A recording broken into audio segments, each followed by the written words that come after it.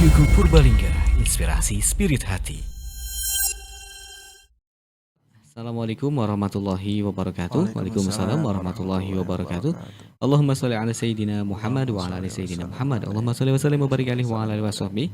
Dari hamba Allah di Purbalingga, Pak Kiai izin bertanya, bagaimana cara mengobati orang yang takut sama hal-hal mistis seperti hantu dan lain sebagainya, padahal dia sendiri belum pernah melihatnya? Dan apakah itu tanda kurangnya iman kita kepada Allah Subhanahu wa taala? Mohon nasihatnya Pak Kiai. Wassalamualaikum warahmatullahi wabarakatuh. Waalaikumsalam warahmatullahi wabarakatuh. Ini mengobati takut dari hantu ya atau hal-hal mistis. Yang pertama bahasanya hantu ini, jin, setan ini yang pertama harus kita yakini bahwasanya jin itu ada. Setan itu ada. Karena ini disebutkan di dalam Al-Qur'an. Ya, ada namanya surat Al-Jin. Jadi kalau ada orang yang mengingkari keberadaan jin, bisa kafir karena mendustakan Al-Qur'an. Yang pertama. Yang kedua bahwasanya yang harus kita yakini bahwasanya setan itu adalah musuh kita. Fatakhidhu aduwan, ya, maka harus kita jadikan musuh. Jangan dijadikan sebagai penolong ya. Pengen kaya pergi ke gunung mana gitu ya. Ya, itu nggak boleh ya kita menjadikan jin itu sebagai penolong. Bahkan dia akan nambah susah hidupnya. Akan nambah susah. Aduh, hidup susah, pengen kaya, datang ke gunung mana gitu ya, ketemu kuncinya gitu. Ya bakal bakal nambah lebih susah. Itu ya. Jadi kisahnya ada orang mungkin sudah dari kecil hidupnya nggak enak gitu ya. Pengen kaya dia. Akhirnya pergi ke dukun-dukun, ke kuncen-kuncen. Nggak sukses katanya gitu ya bahasa orang mereka ya. Kemudian katanya ada, kalau kita di Cirebon Kuningan Gunung Ciremai ya, di sini Gunung Selamat ya, Gunung Malang, gunung mana aja. Akhirnya datang dia ke gunung tersebut. Kata kuncinya ini, kamu kalau pengen diterima pesugihan di sini harus bayar dulu 10 juta. Mau bayar dulu 10 juta ya. Kalau orang berakal mah akalnya sehat, punya uang 10 juta ngapain pesugihan? Modal usaha beres gitu ya, punya usaha ya. Lumayan gede 10 juta. Akhirnya dia ngumpulin lagi uang 10 juta. Pas dapat 10 juta pergi lagi ke kuncen tersebut, ke gunungnya ya. Bahasanya katanya setelah diterima, ini harus ada tumbal ya, gitu kan ya. Ada tumbalnya adanya. Diperlihatkan ini, dikasih pilihan, ini ayah, ini ibu, ini anak istri. Aduh, bingung ini ya. Mana ini yang dipakai buat tumbal katanya gitu ya. Akhirnya bingung nih, mau ngundurin diri. Pak Kuncen, saya mau ngundurin diri saja, nggak jadilah pesugihan ya, nggak jadi. Ya boleh katanya, bisa nggak katanya ngundurin diri, nggak jadi pesugihannya, bisa. Tapi syaratnya uang yang sudah masuk tadi nggak bisa keluar lagi. Aduh, ini kan orang pengen kaya ya. Aduh, pikiran lagi nih. Ya udahlah, saya ngambil anak dan istri itu ya. Akhirnya katanya ya, ini sesuai dengan keyakinannya dia, bahwasanya setiap kali menikah istrinya pasti meninggal. Menikah lagi, istrinya meninggal lagi. Menikah lagi, meninggal lagi. Nah, ini karena sudah prasangkanya ya kan, Allah tergantung prasangka hambanya. Mungkin dia sudah berkeyakinan bahwasanya kalau saya punya istri pasti istri saya meninggal. Itu karena dia sudah berprasangka kayak gitu, maka Allah pun tergantung prasangka hambanya ya. Karena tidak ada yang bisa menyabut nyawa kecuali Allah Subhanahu wa taala. Allah yatawalla anfus. Allah yang memegang nyawa seorang hamba. Jadi jin, setan kayak gitu ya, lampir, blorong, loro kidul dan macam-macamnya itu nggak bisa dia mencabut nyawa, nggak bisa ya.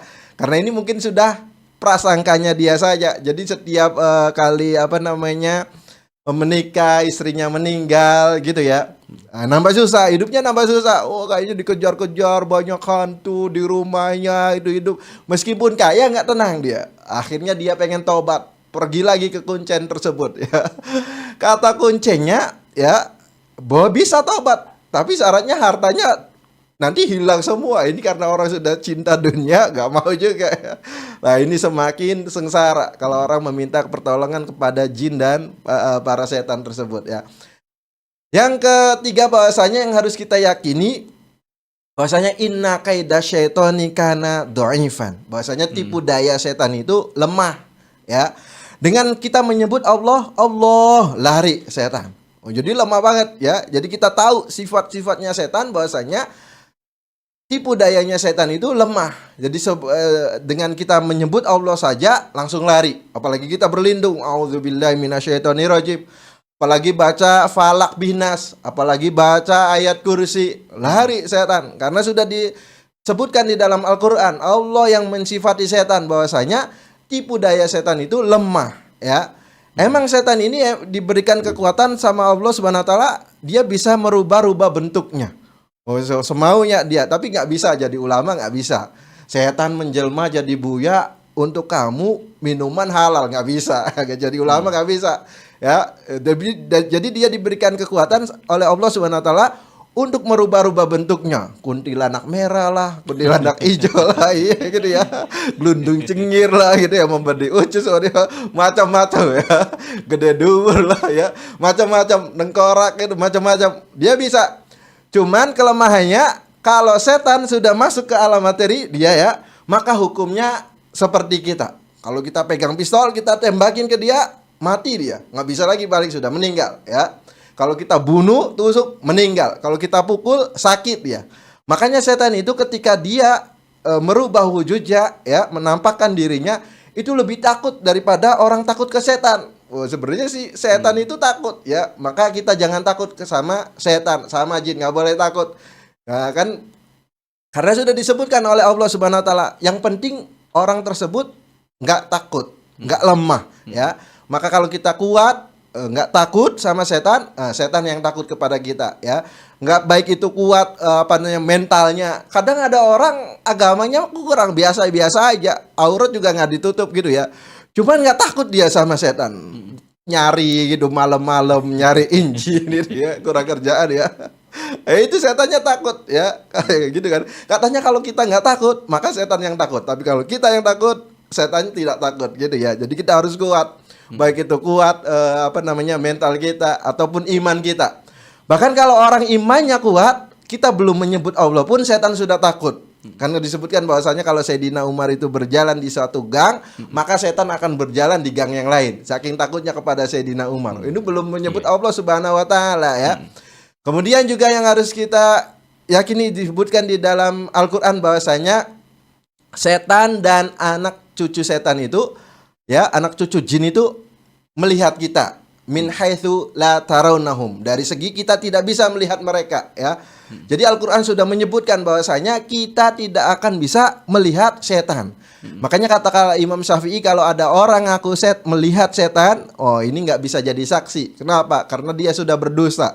Al-Quran mengatakan kita tidak bisa melihat setan, dia mengatakan saya melihat setan. Oh, dusta dia ya. Terus bagaimana ini? Emang ini ada dua pendapat ya. Kan namanya Sayyidina Abu Hurairah juga menangkap setan gitu ya. Jadi diwakili harta sama Rasulullah, malam-malam datang tuh setan, diambil, ditangkap oleh Sayyidina Abu Hurairah. Saya akan laporkan kamu ke Rasulullah. Jangan, saya ini orang fakir, saya ini orang butuh, saya sudah beberapa hari belum makan, kasihan. Akhirnya Sayyidina Abu Hurairah kasihan, dilepaskan. Paginya laporan kepada Rasulullah bahwasanya harta titipannya itu ada yang ngambil. Kata Rasulullah, nanti malam dia akan datang lagi. Akan datang lagi ya. Sampai 3 hari pun ya, setan tersebut datang dan mengajari baca ayat kursi. Kalau kita baca ayat kursi di malam hari, itu setan tidak akan bisa mendekat kepada kita ya. Jadi kita tidak akan bisa melihat setan ini secara sesungguhnya. Sesungguhnya jin kita tidak akan bisa melihat kecuali dia kalau sudah menjelma, itu ya, baru kita melihat seperti itu. Jadi secara sesungguhnya kita tidak bisa melihat karena Allah sudah meniadakan penglihatan jin ya. Kita tidak bisa melihat jin ya. Maka dari situ kita nggak boleh takut kepada jin ya. Nah ini biasanya kalau orang suka kesurupan bagaimana? Ya biasanya kalau orang suka kesurupan itu ditanya sholat 5 waktunya. Nah, ini biasanya untuk terbebas dari gangguan setan, biasanya gampang kan menyebut Allah, yaitu dengan sholat 5 waktu. Dengan kita cara mulazim, kita terus menerus menjalankan adab-adab syariat, mau keluar rumah baca doa bismillahirrahmanirrahim la haula wala quwata illa billah, setan akan menjauh. Masuk rumah baca bismillahirrahmanirrahim, makan baca bismillahirrahmanirrahim, minum baca bismillahirrahmanirrahim. Karena kalau kita masuk rumah baca bismillahirrahmanirrahim, setan tidak akan nginep di rumah kita. Kalau kita makan baca bismillahirrahmanirrahim, setan tidak akan mendapatkan makanan. Jadi kalau kita masuk ke rumah membaca bismillahirrahmanirrahim, makan membaca bismillahirrahmanirrahim, setan tidak dapat tempat tinggal dan juga tidak dapat makanan. Ya, jadi senantiasa sebelum tidur baca doa, sebelum tidur bangun tidur baca doa, sebelum bangun tidur masuk kamar mandi baca doa, keluar, ya selalu menjalankan adab-adab syariat, tidak akan diganggu oleh setan. Wallahu a'lam bishawab.